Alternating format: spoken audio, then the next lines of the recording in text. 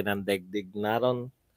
Dito na naman tayo sa another episode ng ating vlogs, Badong Aratles po. Pag-uusapan natin ngayon, ito po, no, yung mga komento po, mga katanungan, mga komento naman po, magbabasa naman po tayo, no. Lalo na po yung mga negative comment sa inyong lingkod at sa ating mga topic dito. Kaya para masagot naman natin, mabigyang importansya naman natin. Lalo na po yung sa Facebook kasi hindi natin nababasa yung mga comment nila. Kasi hindi ko na sinasabay ng live yun sa Facebook. Kaya wala na po tayo nababasang komento. Ay, ang gaganda po ng mga comment nila. Yan po ang paglilingkod natin, no? Magbabasa tayo ng comment dahil linggo ng pagkabuhay ngayon.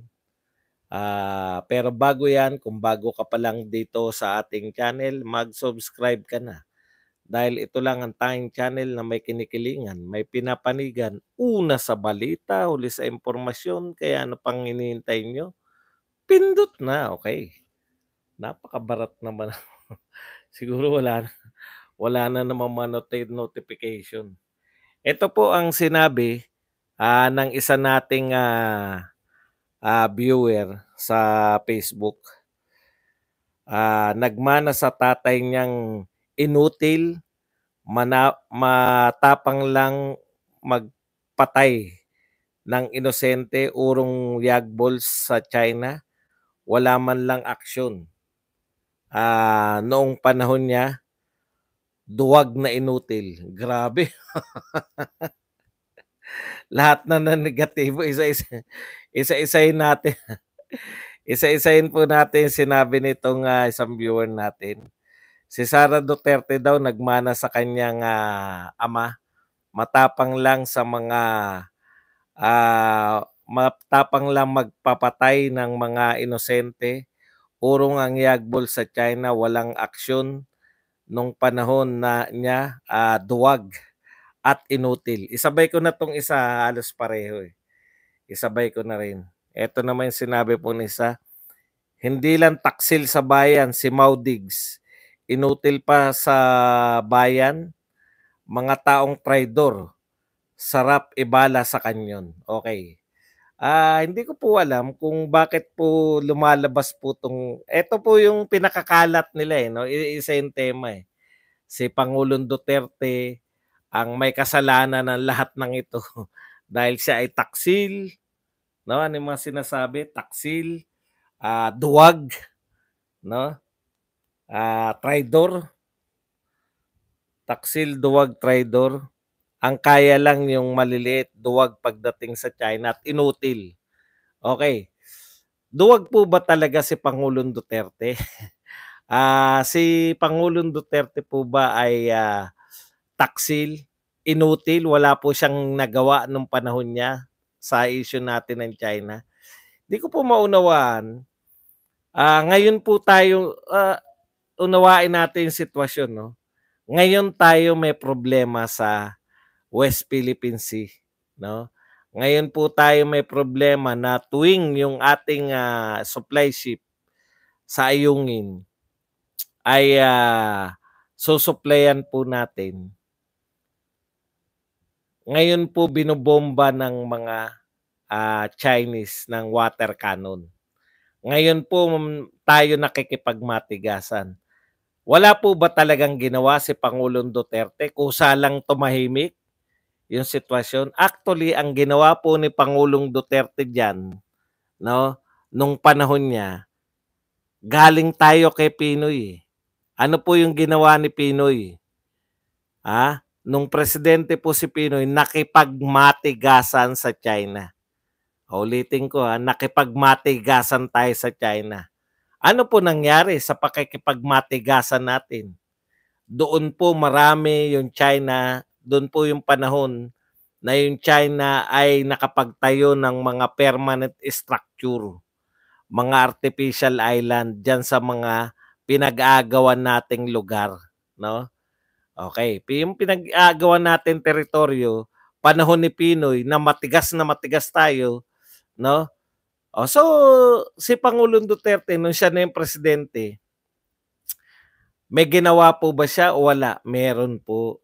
Meron po siyang polisiya. Ang foreign policy ni Pangulong Duterte at that time malinaw. Kaya kabisado nga natin eh. Friends to all, enemies to none.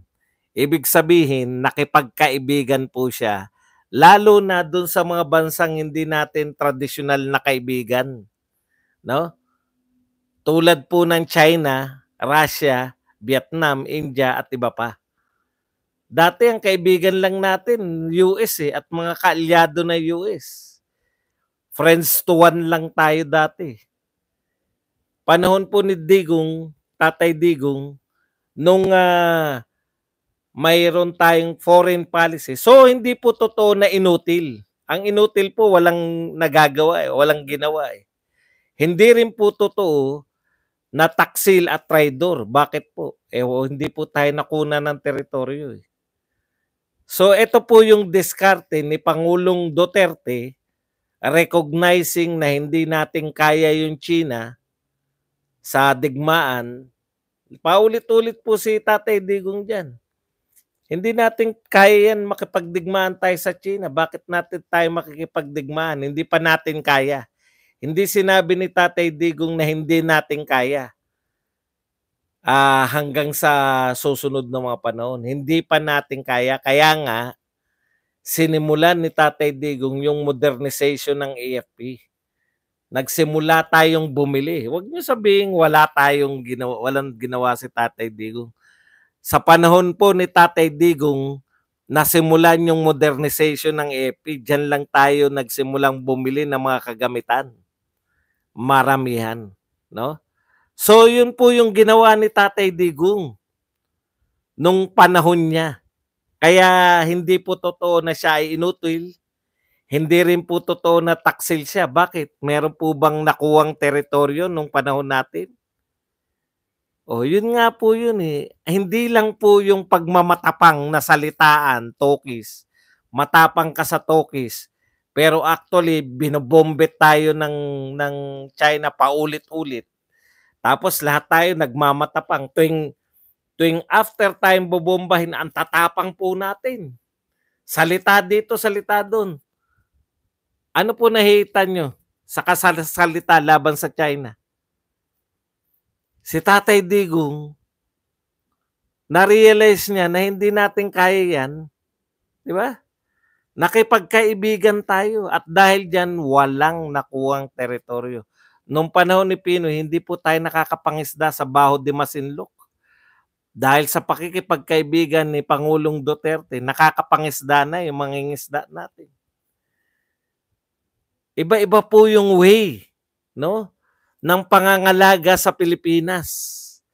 At pinakita po natin, dalawa na po ang nakita nating paraan. Yung paraan ni Pinoy na tapang-tapangan.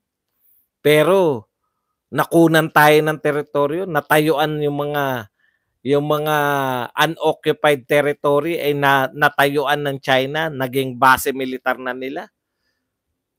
O panahon ni Pinoy ni Pangulong Duterte na friends to all, enemies to none. Dahil kaibigan natin, hindi tayo nakuhanan ng kahit na anong teritoryo. Diplomasya, pakikipagkaibigan, yan po yung ginawa. May ginawa po, hindi po inutil. No? Hindi po nag-traidor dahil wala namang pinamigay. Wala po nakuha sa atin na teritoryo. Kahit po yung mga nagsasabi na wala po sila pinpoint na teritoryong nakuha sa atin. Panay chismis na si Digong nga nangako natatanggalin. Nakita niyo naman nariyan pa. Okay. Kaya wag niyo sabihin na inutil si Tatay Digong nung panahon niya laban sa China. Pinili niya yung mas magandang paraan, no? Makipagkaibigan. Okay, punta po tayo rito sa iba pa. Marami to eh. Hindi lang naman po isa yung natin. Alam niyo naman, tuwing weekends ay kayo naman ang bida.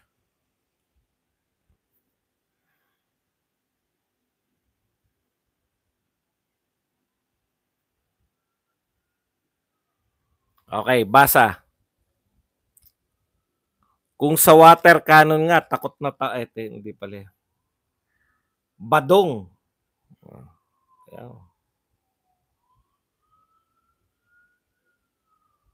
Palusot ka pa. Kahit ano pa gawin mo, wala nang Duterte pa ang magiging pangulo, mga traidor at mga inutil. Kasi mga wala kayong konsensya na mga DDS shit. Wala na kayong malakas na suporta, kayo-kayo na lang ang na-DDS. Oh, wala na raw po. Manghuhula ka ba? Ayoko pong banggitin kasi baka mapahiya sila eh. Baka bawal yun sa YouTube. Manghuhula ka ba, Brad? Paano mo nahulaan na wala nang magiging pangulo na Duterte, no? Ang nagsusuportahan na lang daw ay yung mga tayo-tayo na lang. Alam nyo, yan yung napapala nyo, yung ang tawag po dyan, echo chamber. Alam nyo po yung algorithm, kung ano po yung pinanonood nyong madalas, yun po yung binibigay sa inyo. Kasi mga AI na yan eh.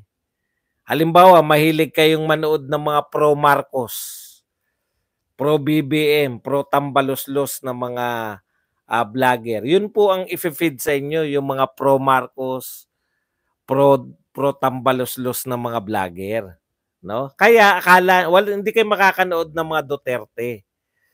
Nagtataka yung marami sa inyo, bakit si Badong daming mga basher araw-araw? Kasi itong mga followers ko to nung unit team pa kami.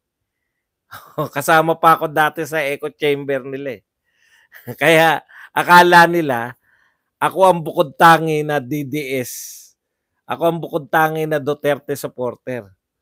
Hindi nila alam, mas marami ang sumusuporta, naniniwala, no, sa mga ginawa ni Pangulong Duterte kaysa sa ginagawa ngayon ng kasalukuyang pamahalaan. Yan po yun eh. Para na sila na yung magiging bagong dilawan. Akala nila, ang dami-dami nila. Hindi nila alam, sila-sila lang yun. Katunayan nga, paano mo nasabi na wala nang Duterte na magiging presidente? Number 1 po sa lahat ng presidential survey si Sara Duterte. Huwag niyo sabihin hindi na kayo naniniwala sa survey ngayon. No? Nung nangunguna si BBM nung nakaraan, nung tumakbo siya ng presidential survey, nangunguna siya. Naniniwala pa kayo sa survey. Pero pag nangunguna na si Sara Duterte, hindi na kayo naniniwala. Yan ang problema nyo, consistency. No? Ako, matagal ko nang sinasabi to, ang pinaniniwalaan ko lang survey, yung survey ng SWS at saka Pulse Asia. Kasi sila pinakamatagal na eh. Ano na sila, kumbaga, meron na silang, kaya sila tumagal, no? Dahil talagang pinagtitiwalaan na sila ng tao. Hindi po yung bagong sulpot. Pero meron pang isa yung Publicos Asia tsaka tong Okta Search, yan. Mukhang maganda na rin po yung mga record nila sa pagsasurvey. Okay. Kaya iisa lang po yung sinasabi nila, Maudigs, si Digong, na traidor sa bayan. Paano magiging traidor sa bayan ng presidente naman yan?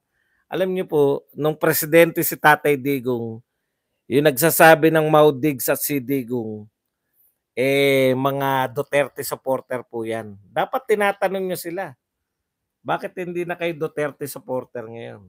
Okay. Ito pa ang sinabi ng isa, hindi ikaw ang magpaliwanag, yung amo mo na si Digong.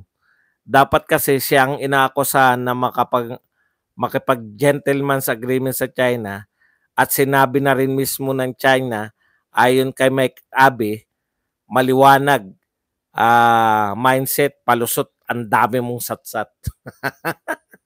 Nagalit po, no? Bakit po yung paliwanag ko po ba 'pag hindi niyo kayang sagutin, 'wag na ako magpaliwanag, si Digong ang magpaliwanag? Grabe naman 'no? Sa'kin na lang hindi niyo na masagot yung kasi ibig sabihin pinakinggan niya yung paliwanag ko, 'di ba? Kasi sabi niya, "Hindi ikaw ang dapat nagpapaliwanag, si Digong, yung amo mong si Digong ang dapat magpaliwanag." Ibig sabihin, hindi mo kayang kontrahin yung paliwanag ko, tapos gusto mo pa yung amo ko si Digong. Kung sa'kin kung sa'kin na lang hindi niyo na masagot, eh. Sinasabi mo lang na, "Hindi ikaw dapat, marami kang satsat." Opo, marami po akong satsat dahil vlogger po ako.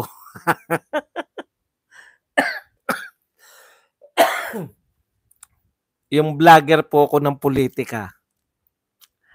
Sumasatsat po kami. Alangan naman tumahimik ako rito. Marami kang satsat, ang dapat magpaliwanag yung amo mong si Digong. Yung paliwanag ko nga hindi niyo na masagot, eh. Gusto niyo pa gusto niyo pa sumagot pa si Tatay Digong. Wag naman, partida na nga ako na lang, eh. Hindi niyo na nga ako masagot, eh. Basa.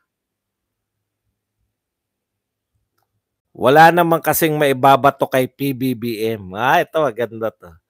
Wala naman kasi maibabato kay PBBM kaya ang isip ni Badong kahit asa na lang makakarating siguro 'di na natutulog. Ito, kay Duterte, vlogger, solid 'yan. Lahat, baluktot, tuwirin. Lahat ng baluktot tuwirin, magaling ang utak ni Badong. Thank you po, Una, thank you po at believe kayo sa utak ko. Ikalawa, natutulog po ako. Tataba ba ako ng ganito? Kain tulog lang. Kain tulog lang nga ako, eh. Tataba tataba ba ako ng ganito kung hindi ako natutulog? Ikaw naman 'no. Binubol sagutin natin. Wala naman kasi maibabato kay naku, napakarami na po namin naibato 'no. Ang dami po naming binabato. Gusto mo ba isa-isahin namin? Nasaan yung ₱20 na bigas? Bakit mataas ang presyo ng bigas? 'No, bakit hindi mo na ituloy yung build? Bakit wala kang tinatayo na 1,000,000 na pabahay, 'no? Bakit biyahe ka ng biyahe, punta sa ibang bansa, wala ka na ang naiuwi mo lang pledges. Yung huli mong biyahe ni-pledge, wala na. Ang naiuwi niya mula sa Czechoslovakia, ano, susuportahan kita. Support na lang, wala ng pledge. Ang dami po namin, NFA, daga, surot. Gusto niyo po ba isa-isahin namin? Brownout sa NAIA, 'no? Yang mga pondo na bakit naaprubahan niyang mga pondo hindi niya binito? Yung mga insertion diyan sa national budget, bakit pinirmahan niya pa rin kahit sangkatutak ang insertion? Yan pagkakaiba nila ni Digong, eh. Tatay Digong, nung panahon ni Tatay Digong, ah, ah, yan po 'no, binabasa niya yan lahat kasi alam ni Tatay Digong yan, eh. Mataas ang mga presyo ng lahat ng bagay, bumalik na yung mga droga 'no. Hindi, sa tingin mo ba wala? At eto pa, yung mishandling ng West Philippine Sea. Sasabihin mo wala kaming naibabato, kaya nag-iimbento na lang. Ang dami. Sa dami nga hindi namin masasabi lahat kaagad, eh. Mga walang pagtugon sa mga smuggling, 'no? Smuggling ng bigas, smuggling ng sibuyas, wala po natugunan diyan. Simpleng-simple mga plastic ng LTO, sasabihin mo wala kaming maibutas. NFA, bakit binenta ng mura, milyonaryo, bakit, yung may milyonaryo tayo, may mga taon tumatama sa loto ng isang tao 20 beses sa loob ng isang buwan. Napakarami po. Bulag ba kayo? Akala mo wala kaming masasabi, putya. Ang dami naming masasabi. Eh, anong sabi niya, wala naman kasing maibabato. Puta, anong tawag niyo? Sa mga pangako pa lang, wag na dun sa mga kapalpakan, sa mga pangako na lang, 'di ba? Eh, pasensya na kayo, talagang nawawala na leeg. Kasi taliwas dito sa sinasabi nito, kain tulog kain tulog na lang, eh. Ito pa, irrelevant ba dong? Ito. Irrelevant ba dong kung naniniwala kami sa sinasabi ni Roque o hindi? Ang punto, pinagtatanggol ni Roque si Digong. Nadulas siya sa sinasabi. Kung mali yan, papabulaanan lang yan ni Digong sa pagsasabi ng walang ganyang agreement. Di niya masabi baka ayaw niya sumama loob ni si. O baka-baka lang. Baka-baka lang pala yung sinasabi mo. Ito irrelevant kung naniniwala kayo kay Roque o hindi. Relevant po sa akin, eh. Kasi binabato nyo na yung sinasabi ni Roque sa mga Duterte. Ang sinasabi ko ganito, hindi kayo consistent, no? Si Roque, nung nagsasalita siya tungkol sa pulburon, nung nagsasalita siya tungkol sa iba't ibang bagay, sinasabi nyo, ano si Roque, fake news peddler. Pero nung nagsalita si Roque na may gentleman's agreement, putya, lahat na kayo, gentleman's agreement, gentleman's agreement, ano ba talaga? Naniniwala ba kayo kay Roque? O hindi po pwede na inaakusahan nyo si Roque. Sa inyo po yan, eh. Kayo po yung kino-question ko. No? Ang kino-question ko sa inyo, paano yung paraan nyo ng pag-iisip? Very selective, hindi kayo consistent. Si Roque, sinasabi nyo na fake news peddler. Tapos sasabihin nyo, ayon kay Roque. Di ba? Pag ang tao, hindi mo pinaniniwalaan, hindi mo pwedeng i-quote. Parang China yan, eh. Naniniwala, hindi kayo walang naniniwala sa atin sa sinasabi ng China na kanila yung ayungin, kanila yung kalayaan, kanila yung buong spratlys. Wala po naniniwala sa China. Pero nung sinabi ng China na kaya namin kayo binobomba dahil hindi kayo tumupad sa kasunduan namin ni Digong, bigla kayong naniwala na may kasunduan sila. Be consistent. Kasi kung paniniwalaan nyo na may kasunduan ayon sa Chinese official, may kasunduan si Tatay Digong tsaka hindi nga niya sinasabing Tatay Digong. Sinasabi nila may kasunduan kami 20 years ago. Imposibleng si ano yun.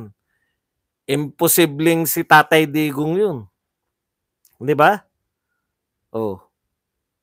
May kasunduan kami ng may nakipagkasundo sa amin 20 years ago na tatanggalin niyo yung barko na yan. Bakit nariyan pa rin hanggang ngayon? Kaya namin kayo, actually palusot lang ng China yun. Napahiya kasi sila sa buong mundo. Bakit nyo tinitira yan? Ang liit-liit na bansa ng Pilipinas. Walang napapahiya nga. Akala nyo ba sikat na sikat tayo sa buong mundo?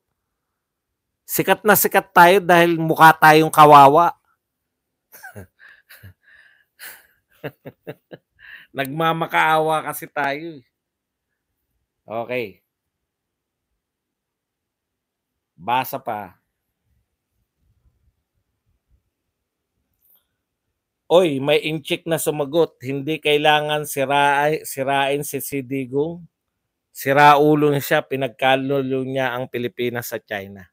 O, kita niyo ang batayan niyo yung inchik na sumagot. Eh, kung ang batayan niyo nga ng inchik, kung paniniwalaan niyo yung mga inchik, paniwalaan niyo rin yung sinabi nila na kanila lahat yan. Bakit pa tayo nakikipaglaban? Pinaniniwalaan niyo pala. Dapat consistent kayo. Halimbawa na may nabasa ako tungkol kay Ninyo. Hindi ako naniniwala sa mga binabalita ni Ninyo. O, consistent ako diyan. Lahat ng sabihin niya, wala akong tiwala sa mga impormasyon na kayo putya. Sinabi lang ni Ninyo na nagdadala siya ng chiching sa Malacanang. Kinagat na kagad ng mga vlogger niyo. Di ba? Okay. Na naman yung pagtataksil. Kailangan hindi na raw kailangan siraan si Digong. Siraulo na siya. Paano niyo po nasabi na siraulo? May medical certificate po kayo? Alam niyo po, ako tignan niyo gusto kong mag-live ng 1 taon. Kasi nga, busy ako sa pagbablog eh. Sabi, humihingi ako ng certificate na nilagay ko doon na yung may mental disorder. Ay, hindi po kami nagbibigay ng ganyan. Sabi nung ospital. Kala ko yung mga certificate lang na buryong ako eh. Baka makasakit ako ng tao. Yun yung nilagay ko sa sulat ko. Kaya gusto ko magpahinga muna. Gusto ko kasi mag-concentrate eh. Ayoko pa mag-resign noon. Gusto ko mag-concentrate sa pagbablog. Ang sagot sa akin ng ospital eh, ay hindi po pwede yun. Susuriin muna kayo ng aming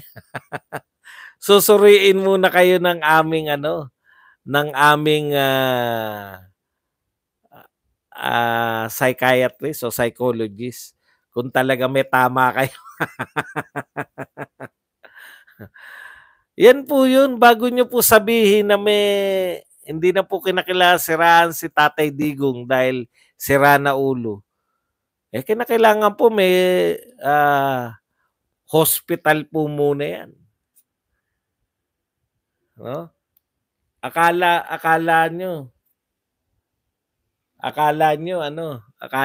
ganun-ganun lang no? Magwala ka lang ng konti, yung galit na galit ka, gusto ko magwala sa opisina, mga ganun yung sinabi ko, hindi. Kala ko kala ko ganun lang kasimple, susuriin ka pa pala, may test pang malalaman. Ito po ang sinabi naman isa, boo! May boo pa eh. Aso ka ng mga dotae.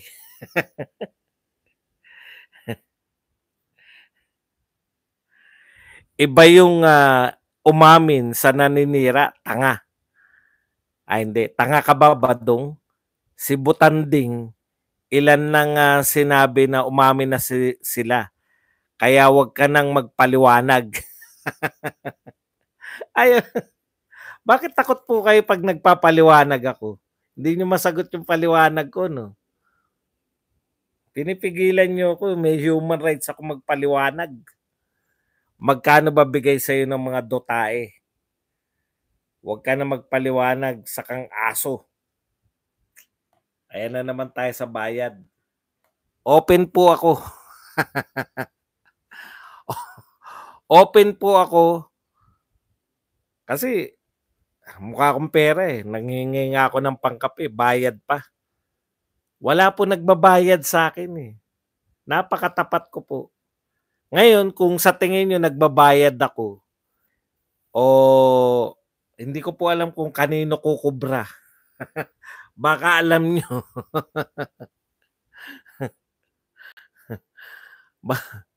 Baka talaga kasi akala ko pag sumulat ka sa doktor na minsan gusto kong magwala sa mga opisina kasi buryong na buryong ako. Kala ko meron ako mental tingin ko kala ko pag sinabi mo yung automatic na bibigyan ka na putya, hindi pala. Mamaya pa pong darating. Nainip ako. Doon ako nainip. Mamaya pa. Tsaka sabi ko, hindi naman ako papasa dyan. Nag-resign na lang. Nag-resign na lang. Mas madali pa mag-resign.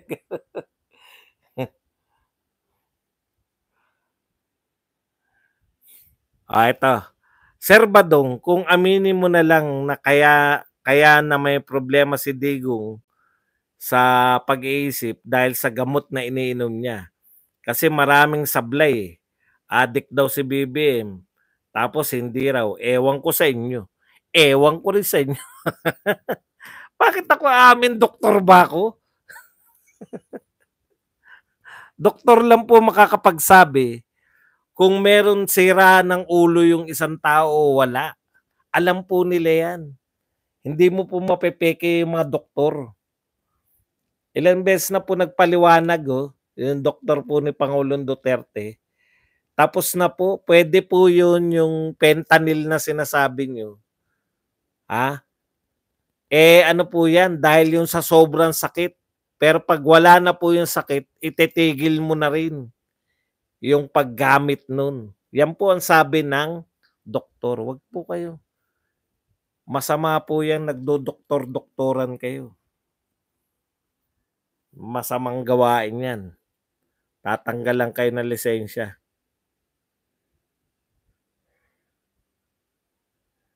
Okay. Kasunduan ni PRRD sa China. Bombahin nyo ang tubig ang barko namin kapag hindi na ako ang Pangulo. Yan po ba kasunduan? Tignan nyo, pinipiloso po lang kayo. Nakakatawa kasi, no? Parang binomba yung barko natin. Binomba yung ating supply ship. Tapos isisisi nyo kay Duterte kasi nakipagkasundo siya. Tama to eh. Ang kasunduan ba ni Duterte, pag wala na siya sa pwesto, bombahin nyo na yung mga supply ship namin? Malamang hindi, di ba? Malamang hindi ganun. Last na ba to? O, last na.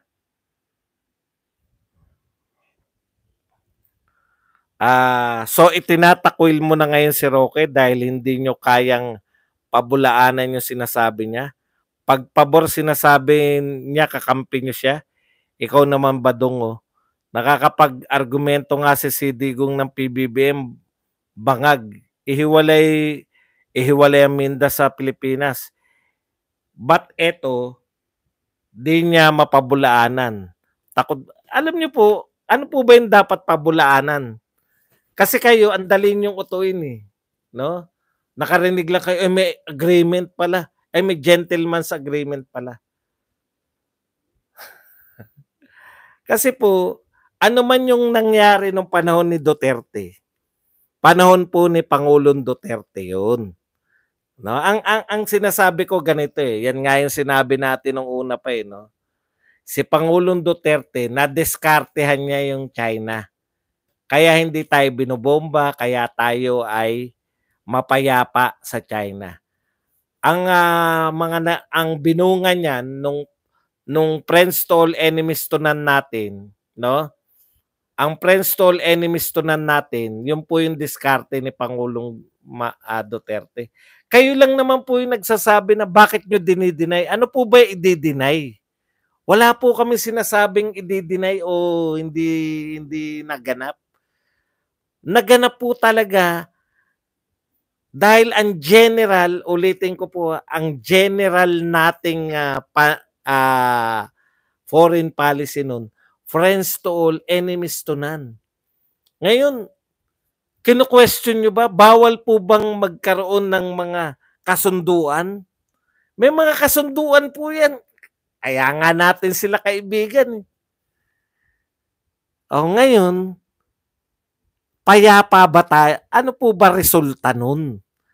Sa result po tayo. Titignan nyo po kasi kung yung mga ginawa ni Tatay Digong, titignan nyo po yan sa result. Nung po bang 6 years ng pamumuno ni Tatay Digong, binobomba tayo kada nagsusupply tayo? Hindi. Meron po bang nakuha sa atin na teritoryo? Wala. Ano po ang binunga ng friends to all enemies to none natin? Nakita po ng mga investors Panahon po ni Pinoy wala pong nag-invest, konti lang, Maliit lang po yung investment, Kailan po tumaas yung investment? Pinakamataas po na investment kailan? Panahon po ni Duterte. Kasi po nakita ng mga investors, okay 'to, Wala ng conflict with China 'tong Pilipinas. Kikita na tayo riyan sa Pilipinas na 'yan. Tapos na-solve niya pa yung mga problema sa droga. Tumahimik ang Pilipinas, bumaba yung krimen. Tapos inunti-unti niya yung mga rebelde, 'di ba? May NTFL siya. Yan po yung nakita ng mga investors. Walang conflict sa China. Patapos na yung mga rebeldeng NPA, patapos na, no? Tapos bumaba yung krimen dahil sa war on drugs. O di conducive na siya for investment. Kaya tayo merong build. Kaya tayo merong malalaking proyekto. Bakit ngayon wala nang build? Bakit wala nang malalaking proyekto? Kasi nga may problema tayo sa China. Bumabalik unti-unti yung mga droga. Bumalik na naman yung mga nakawan sa gobyerno. Yan po yung pinafactor ng mga investors. Hindi po yan, by design po yan. Kasama po yan sa pangkalahatan, yung plano ni Pangulong Duterte para paunlarin yung Pilipinas. Kasama yan. Yung pakikipagkaibigan sa China. Ano ba sasabihin nyo na hindi inaamin? Ano bang gusto nyo pang aminin? Friends to all. Friends tayo with China nung panahon ni Duterte. Hindi nyo ba naintindihan yun? Friends tayo ng China. Nilihim ba yan? Hindi ko alam kung paano na ilihim sa inyo. Ay, tayong mga loyalists, kunwari hindi natin nakikita. Kunwari hindi natin alam na kaibigan. Nagtataka nga ako sa mga vlogger nyo. Paano kayo nauto na sinuportahan nila si Duterte, alam nilang kaibigan ni Duterte ang China? Sanggandikit sila ni Xi Jinping. Nilihim ba yan? Hindi po yan nilihim. Hindi po yan nilihim. Ano ba sinasabi nyo na ano pa aaminin? Kaibigan niya nga. Kayo naman, no? Ngayon tayo may problema.